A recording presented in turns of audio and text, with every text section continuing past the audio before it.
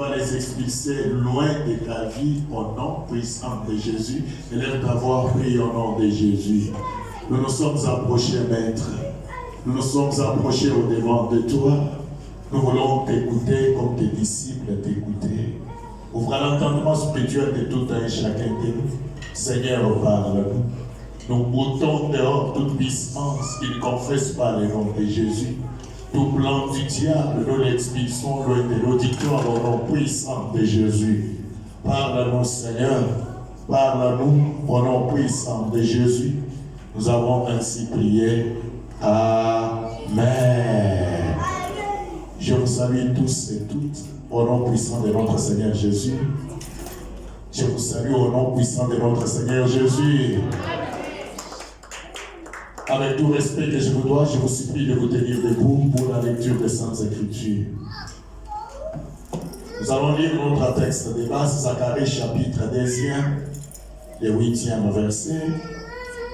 Nous lisons Exode 10, le 24e verset jusqu'au 28e.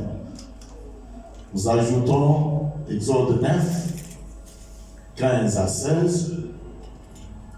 Et on termine avec un Samuel, si le temps va nous permettre, 15, 10 à 7 à 11. Zacharie 2, 8. Car ainsi parle l'Éternel des armées. Après cela, viendra la gloire. Il m'a envoyé vers les nations qui vous ont dépouillé. Car celui qui vous touche, touche la prunelle de son œil. Exode 10.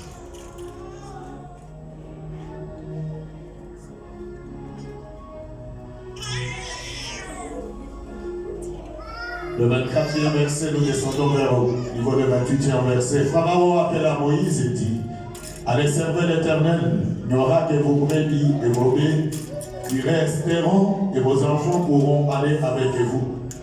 Moïse répondit: tu mettras toi-même entre nos mains de quoi faire les sacrifices et les holocaustes que nous offrirons à l'Éternel notre Dieu.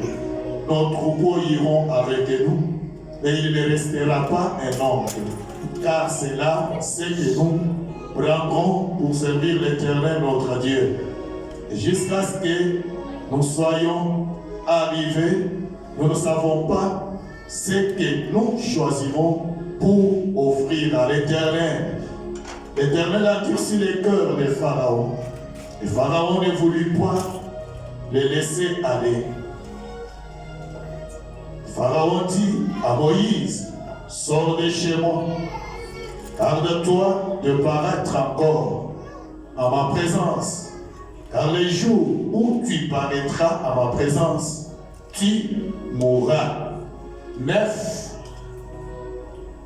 15 à 16. Très bon verset de ce soir. Si j'avais entendu ma mère, si j'avais étendu ma main et que je t'eusse frappé par la mortalité, toi et ton père, tu aurais disparu de la terre. Mais je t'ai laissé subsister afin que tu voies ma puissance et que l'on publie mon nom par toute la terre. Dieu a laissé Pharaon pour que Pharaon voie la puissance de Dieu et que le nom de l'Éternel soit publié sur toute la terre. On termine, supporter les enfants. 1 Samuel, je ne sais pas si on atteindra 15, 10, 10 à 11. Samuel dit à Saoul: c'est moi. 10 plutôt. L'Éternel adressa la parole à Samuel et lui dit: je ne me répands d'avoir établi Saoul pour roi, car il s'est détourné de moi et il n'observe point mes paroles. Samuel le fit irriter, retenez ça, et il cria à l'Éternel toute la nuit. 16, 16. Premier verset, l'Éternel dit à Samuel: quand ce sera-tu déplairait sur Saoul, je l'ai rejeté, afin qu'il ne règne plus sur Israël. Remplis ta corne d'huile et va, je t'enverrai chez Isaïe avec des Télémites, car je vis parmi ses fils celui que je désire pour mon roi. Amen. Récupérez votre place, que le Seigneur vous bénisse. Nous sommes dans une grande joie de vous retrouver encore une fois de plus ce dimanche. Vous savez, nous pouvons demander le miracle auprès du Seigneur. Et laisse-moi vous dire qu'il y a un grand miracle qui s'est opéré dans la vie de tout un chacun de nous. C'est le souffle de vie. Amen. Amen. Il y a des riches qui sont plus riches plus que toi, mais qui sont morts. D'autres qui souffrent dans des hôpitaux. Mais toi et moi, le Seigneur nous a donné le souffle de vie, que son nom soit loué. Amen. Diminuez un peu le volume de la musique qui passe. Nous aurons des services ce soir. Je vais parler, je vais prêcher. Et après ma prédication, nous allons nous rappeler de la mort de notre papa Emmanuel Biyoulaya. Je crois que notre papa était décédé le 30 du mois en cours. Le 30, c'est le mardi. Je crois que toutes les églises, c'était peut-être dans le monde entier, vont se souvenir de cette grande journée. Parce que le mardi, nous n'avons pas droit d'accéder dans cette salle.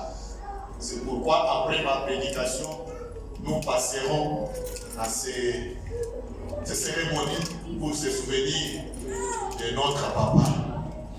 Après cela, viendra la gloire. Après l'humiliation, après la honte, après la souffrance, même après la maladie, viendra la gloire. L'Éternel Dieu que nous avons cru, c'est celui qui parle dans la bouche de Zacharie. Zacharie est un prophète. Et ce qui sortait de sa bouche, c'était une prophétie. Et cette prophétie, Dieu l'a adressée à un peuple qui était dépouillé. Est-ce que vous m'entendez? La prophétie est sortie dans la bouche du prophète de l'Éternel. Et l'Éternel s'adresse à un peuple qui était dépouillé. Peut-être cet après-midi, tu es dépouillé de ton travail. Tu es dépouillé de ta santé. Tu es dépouillé de ton bien-être. Tu es toujours malade. Tu es dépouillé de ta dignité. C'est cette personne ici que l'Éternel est en train de s'adresser cet après-midi. Il dit, celui qui parle, ce n'est pas un enfant d'homme. Celui qui parle, c'est l'Éternel Dieu des armées. Est-ce qu'on peut dire Amen? Amen. Est-ce qu'on peut dire Amen? Amen. Celui qui parle, ce n'est pas un homme. Celui qui parle, c'est l'Éternel Dieu des armées.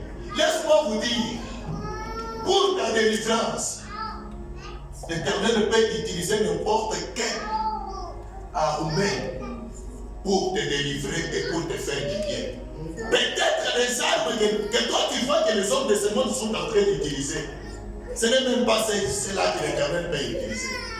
Laisse-moi vous dire, l'Éternel peut utiliser des fils qui la télé.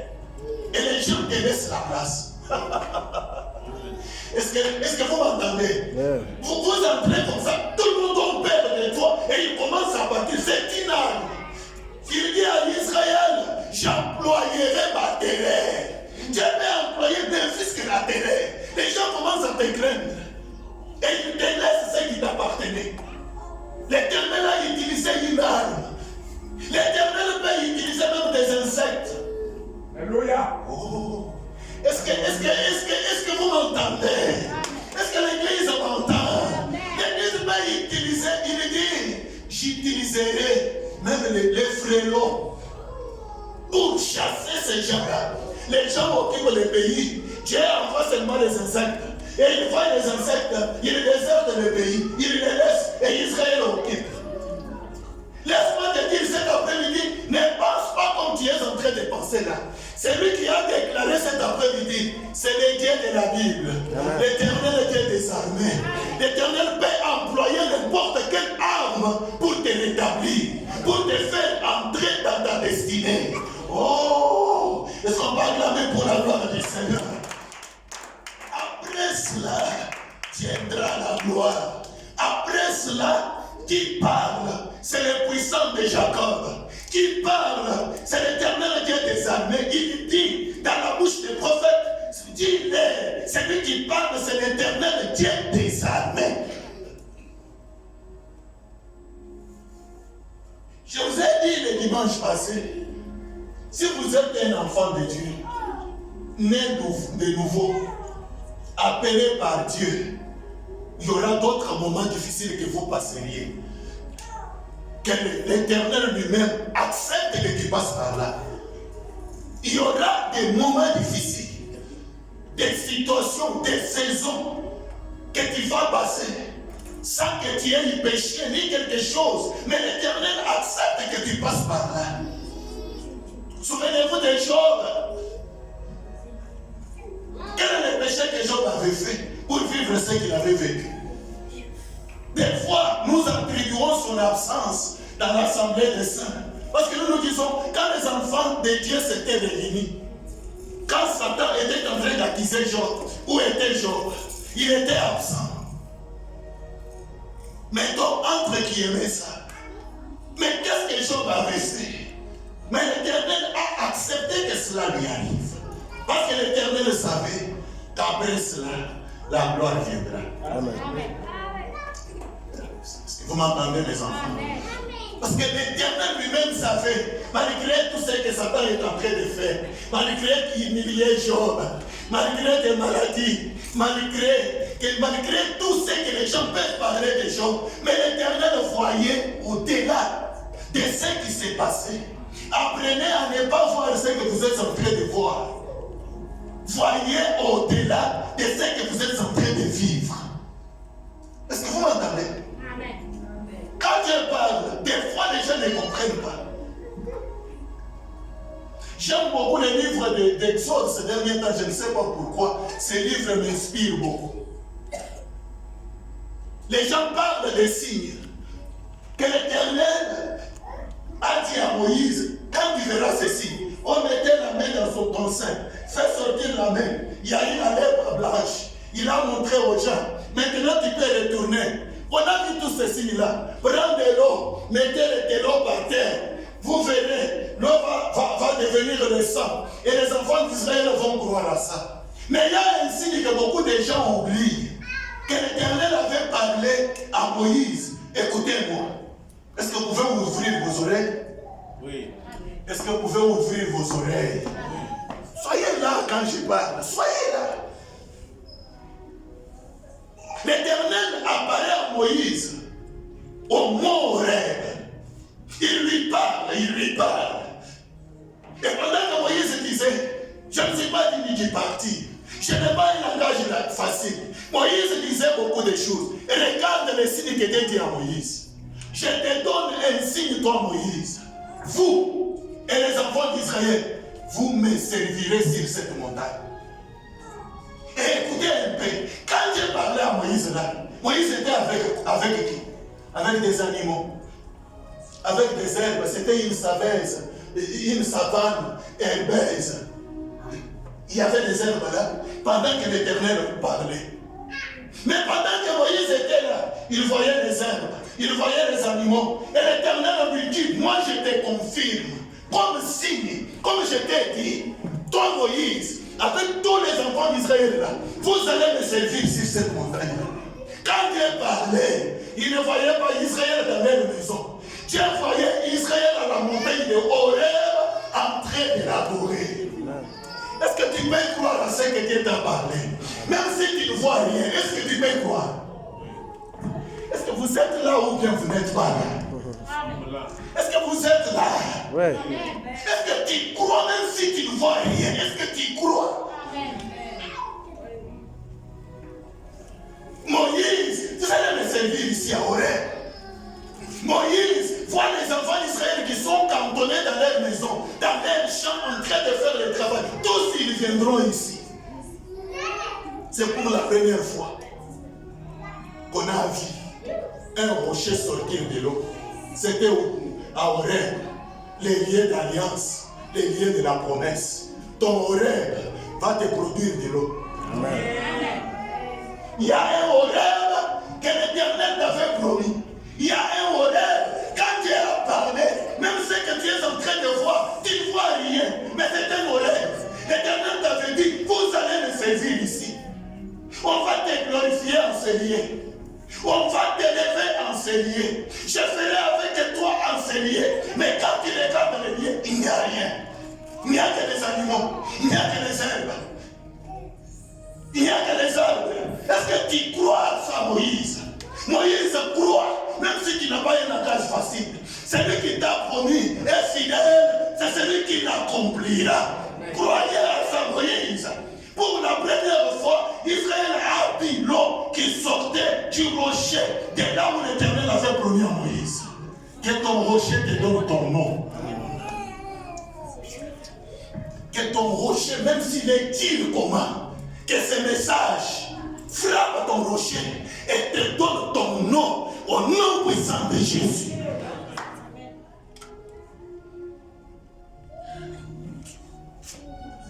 La Bible dit, un disciple accompli est comme son maître. Je vous ai dit les événements qui précèdent la gloire de Dieu. Je les appelle les pressoirs. Pressoir, c'est une machine où l'on presse les fruits pour que les jus sortent. Un enfant de Dieu véritable aura toujours son testament. Il sera toujours pressé. Au lieu que les jus sortent, c'est les larmes qui vont sortir. Et laisse-moi vous dire, c'est dans les pressoirs où Dieu se laisse voir. Amen. Est-ce que vous me comprenez? Israël était dans des troubles, dans des problèmes. Mais l'Éternel s'est laissé voir à Gédéon au pressoir. C'est au pressoir que l'Éternel se laisse voir. Chacun de nous, si vous êtes un enfant de Dieu, né de nouveau, appelé par Dieu, vous vivrez ça. Et c'est obligatoire. C'est un passage obligé, que vous le vouliez ou pas. La Bible dit, si vous ne vivez pas de tels pressoirs, vous êtes un fils illégitime. Vous n'êtes pas un fils légitime. Un fils légitime passera par là. C'est pourquoi dans la vie, il ne faut pas dire que je sois comme pasteur chrétien, que je sois comme pasteur païen, parce que tu ne connais pas quel pressoir il a passé. Oh, est-ce que vous m'entendez? Parce que tu ne connais pas quel pressoir il a été pressé et il est sorti victorieux. Tu ne connais pas. Je vous ai dit des pressoirs, la caisse de monnaie, c'est les liens d'effrayés, c'est les liens de trahison, c'est les liens d'arrestation. C'est des liens où tout le monde va vous abandonner. Jésus a été abandonné par ses disciples à Gethsémani. Jésus a été trahi par les disciples à qui il avait même donné la bourse. Il était trahi. Jésus a été arrêté. Jésus a eu peur à Gethsémani. Jésus a renoncé même à la mission. Il a dit à son père, si cela est digne de toi, Éternel, enlève cette coupe devant de moi. À Gethsémani, c'est les liens de vision, c'est les liens de songes. Jésus a vu le film de sa vie. Tu dors, tu rêves toujours mal. Et le matin, ce que tu as rêvé, ça t'arrive. Ça ne vient pas du diable, mais c'est Dieu qui a voulu que tu passes par là. Est-ce que vous m'entendez? Même ceux-là qui nous suivent sur les réseaux sociaux, parce que notre message est suivi dans le monde entier. Est-ce que vous m'entendez, vous qui me suivez là? À Gethsémani, c'est le lieu d'abandon. On ne t'abandonnera pas les gens à qui tu faisais confiance. On te délaissera, on t'arrêtera, on t'humiliera. C'est pourquoi Jésus a dit à Simon-Pierre, on doit retourner son oreille. C'était qui qu'on avait coupé l'oreille? Son nom c'est qui? C'est Matthias Odier. Matthias. On avait coupé son oreille.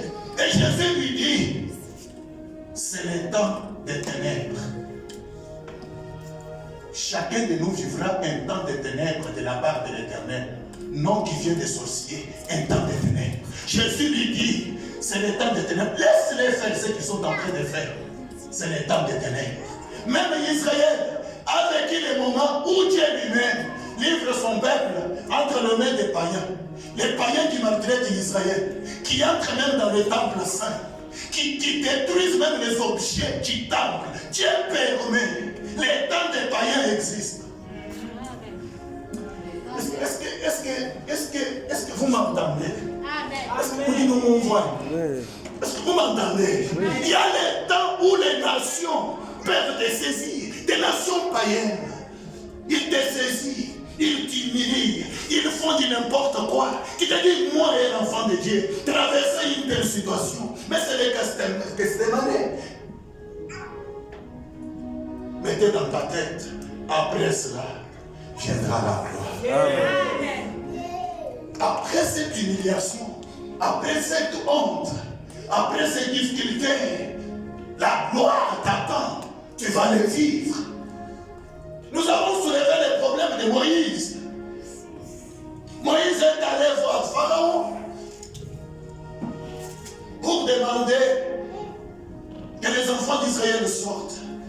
Et il n'était pas venu de lui-même. Moïse était venu parce que c'est l'Éternel qui l'avait envoyé. Il y a d'autres choses. Vous direz, c'est Dieu qui m'a parlé. C'est Dieu qui m'a dit. Et les gens doutent de cette prophétie. Ils doutent. Nous ne croyons pas à ça. Parce qu'on ne voit rien.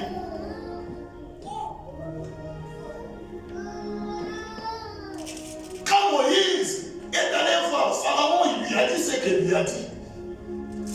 Pharaon a appelé son peuple, les commissaires qui contrôlaient les enfants d'Israël. Prenez maintenant votre destinée à la main. Maintenant, ne donnez pas encore de paille à ces peuples. Commencez à les maltraiter. Faites tout ce que vous pouvez faire de côté. Chaque femme gardez bien les enfants, je ne fais pas ça.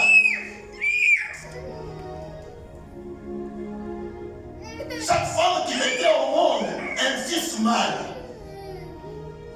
on devait les jeter dans l'eau. Et ce n'était pas facile. Moïse est allé auprès des enfants d'Israël, des commissaires. Est-ce que tu peux te lever là-bas? Aidez-moi, viens t'asseoir ici. Viens ici, viens. Assieds-toi ici.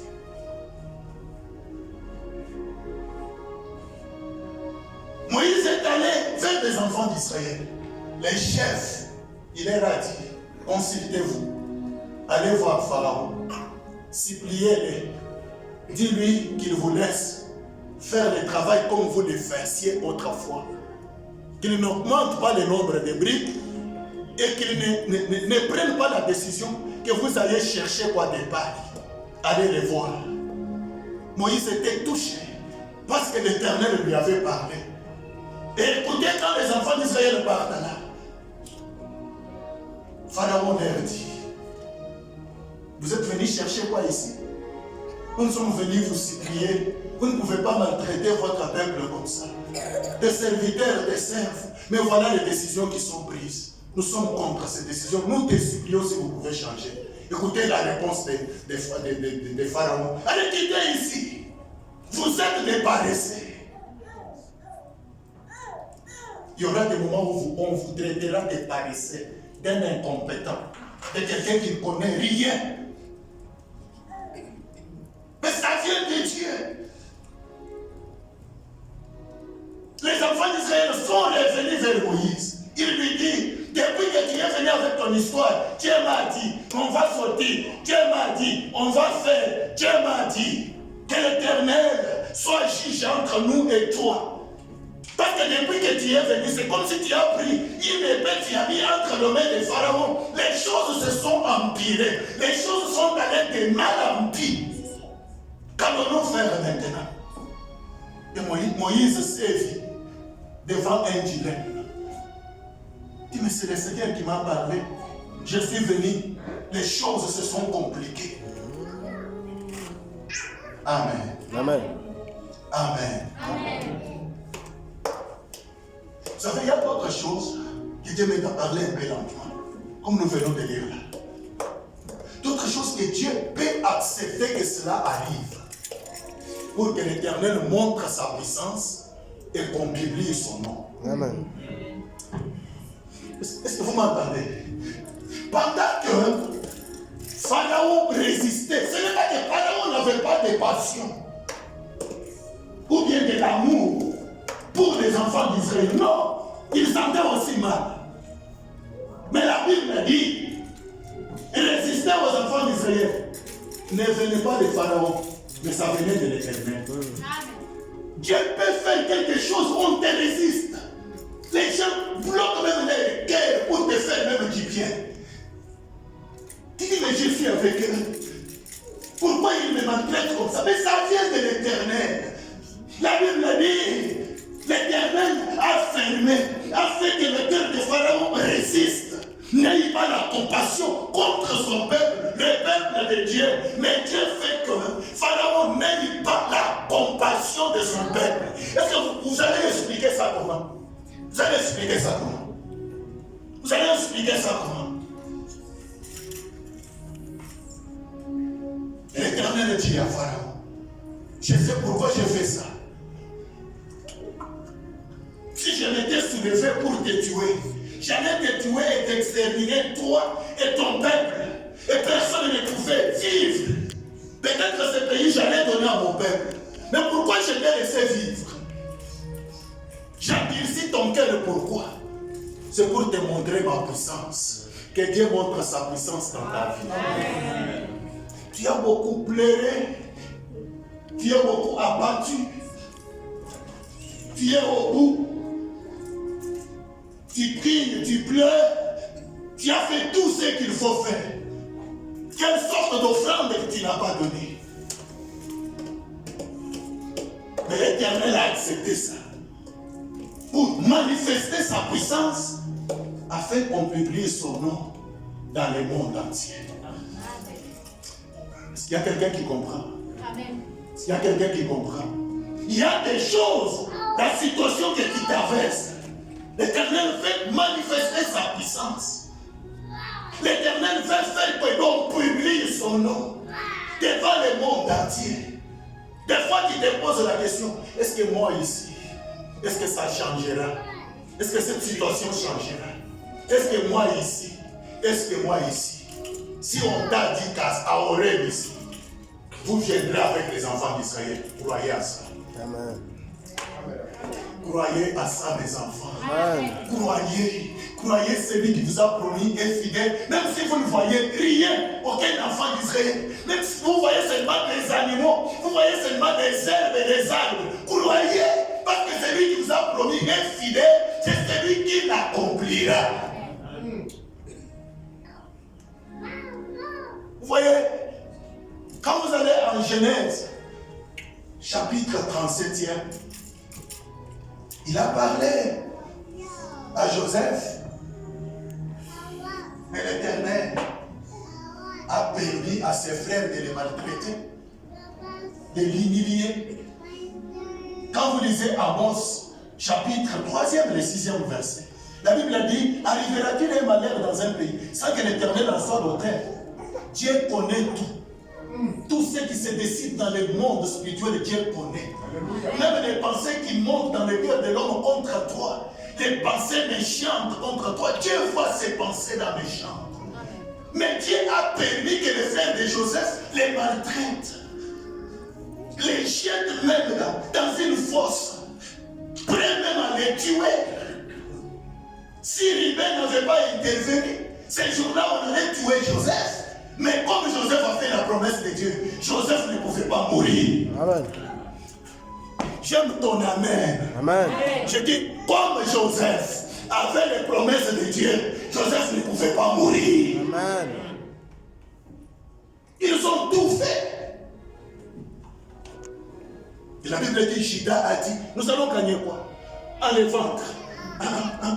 En versant son sang. Vendons-les aux Ismaélites. Et c'était le plan de Dieu. Est-ce que l'église m'entend? Oui. Dieu fait susciter même la haine. Dans ta famille, tout le monde te hait sans problème. Tu entres même dans le sac de bain comme moi ici, tu commences à pleurer. Seigneur, mais ça signifie quoi? Seigneur, c'est quoi ça? Tu ne trouves pas la solution, mais la solution est auprès de l'Éternel. Est-ce que vous m'entendez? Oui. Ce message est fort. Est-ce que l'église m'entend?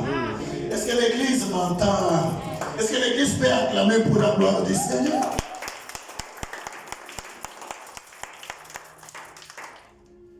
Ils l'ont maltraité. Ils ont fait tout ce qu'ils ont fait. Mais ils ne savaient pas que leur avenir, leur bonheur était entre les mains de celui qu'ils maltraitaient, qu'ils voulaient vendre, qu'ils voulaient tuer. Ceux qui ne reconnaissent pas ta valeur aujourd'hui, même après 5 ans, ils deviendront quoi? Ta valeur. Est-ce que l'église m'entend?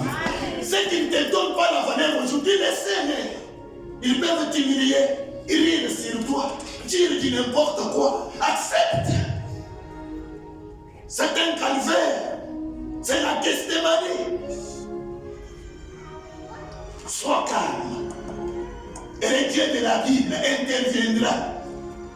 J'ai vu ces jours-là les frères de Joseph qui disaient nous allons les tuer pour voir ce qui viendra se rêve, s'agenouiller devant cet homme de Joseph. Ceux qui t'aiment aujourd'hui s'agenouilleront. Ils glorifieront le Dieu qui t'a parlé. On peut acclamer pour la gloire du Seigneur.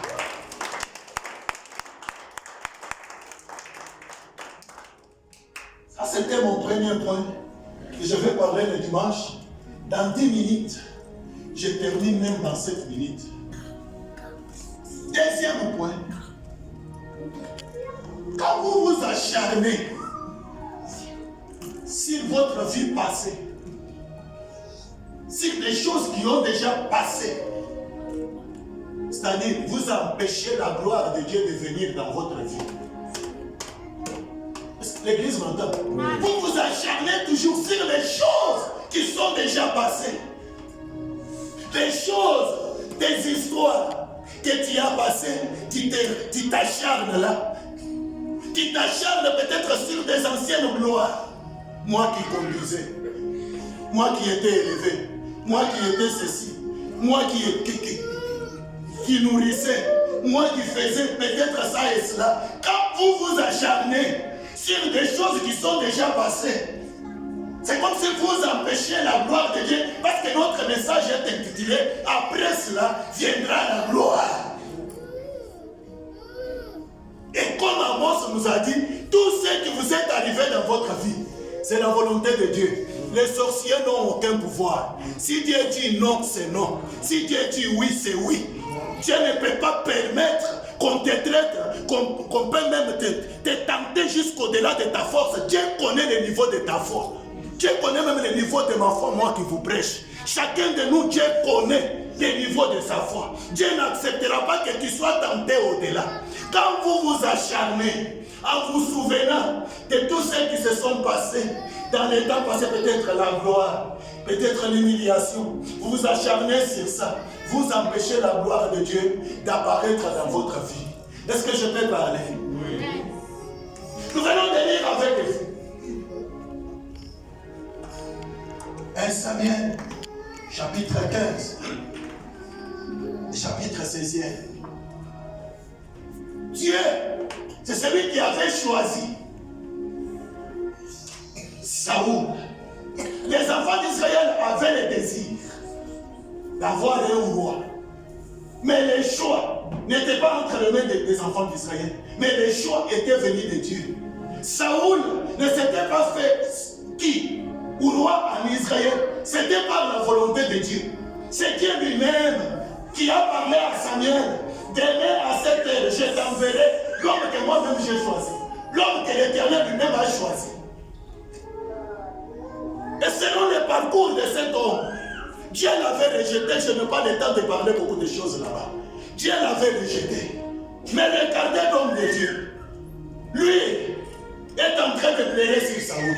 Parce que la Bible dit, Saoul était élancé plus que tous les enfants d'Israël. Il était beau. On parle de la beauté. Il était un jeune homme beau. Plus même qu'aucun des enfants d'Israël. Un homme élancé, un vaillant héros. Souvenez-vous ce qu'il avait fait aux Amalécites. C'est-à-dire, cet homme de Samuel s'appuyait sur les vertus qui étaient en Samuel. En Saoul, il disait après Saoul, il n'y a pas une autre personne qui peut faire, qui est bon, élancé, qui peut combattre, vaillant comme Saoul. Mais celui à qui tu t'attaches, l'Éternel l'a déjà rejeté. Peut-être que c'est ton cas. Tu avais un bon travail, un bon business, tu étais élevé, mais l'Éternel a permis que tu perds ça. Parce que je ne veux pas toucher des sorciers. Tu avais une gloire, et aujourd'hui tu as perdu cette gloire-là. C'est Dieu qui a accepté. Pourquoi tu t'acharnes? La Bible dit, Samuel a été irrité contre l'Éternel. Combien sont irrités contre l'Éternel? Pourquoi tu m'as humilié comme ça? Pourquoi tu m'as fait comme ça? Moi, je ne savais pas que je pouvais vivre comme ça. Non, non. Tu t'acharnes sur le passé. Tu t'acharnes sur ton ancienne gloire. C'est l'Éternel qui a voulu que cela arrive. Accepte la volonté de Dieu. Si tu ne l'acceptes pas, tu ne verras jamais David. David, c'est la gloire d'Israël. L'église m'entend? Maman aimée, tu m'entends? Ne t'acharne pas. La gloire. J'avais vu ce qui s'était passé. La Bible dit toute la nuit, Samuel n'était pas dormi. Vous savez, si les enfants d'Israël n'avaient pas oublié les maisons qu'ils avaient bâties en Égypte, des champs, des concombres, des poissons, des oignons dont la Bible nous parle, ils ne pouvaient pas voir la nuée des gloires. Ils ne pouvaient pas voir les anges de Dieu qui pouvaient les accompagner. La nuée de feu, la colonne de feu. Ils ne pouvaient pas le voir. Il a fallu qu'ils oublient ça, qu'ils abandonnent ça. Cet après-midi, cette flash que je t'ai dit, même si tu as passé n'importe quelle gloire où on t'a mené sur les tupoles, et aujourd'hui, tu es par terre, tu manques même les souliers, oublie ça. Est-ce que vous me comprenez? Oubliez ça pour permettre que la gloire vienne. Est-ce que vous m'entendez? Est-ce que vous m'entendez? Même si tu as fait du bien aux gens et que les gens là ne t'ont pas reconnu, ne les regarde pas. La récompense ne viendra pas de cet homme, viendra de l'Éternel. L'Éternel peut payer même tes enfants. À ce que tu as fait, la personne même qui t'humilie, qui parle déjà mal de toi. Je peux exagérer pour terminer? Est-ce que vous pouvez me dire, pasteur exagère? Oui. Dis-moi, pasteur exagère. Pasteur exagère.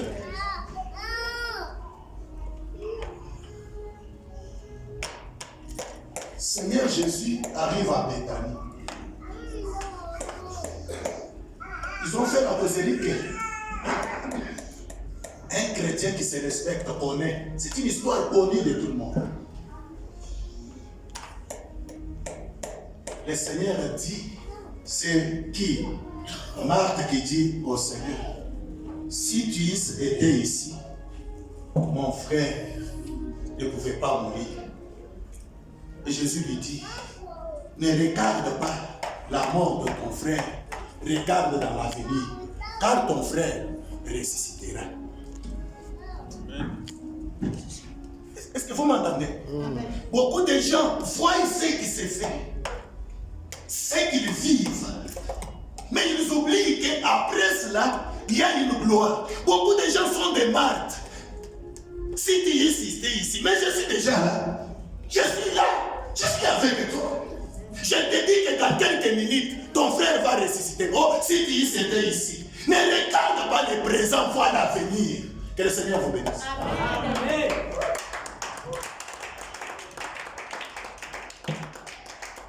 Incline ta tête.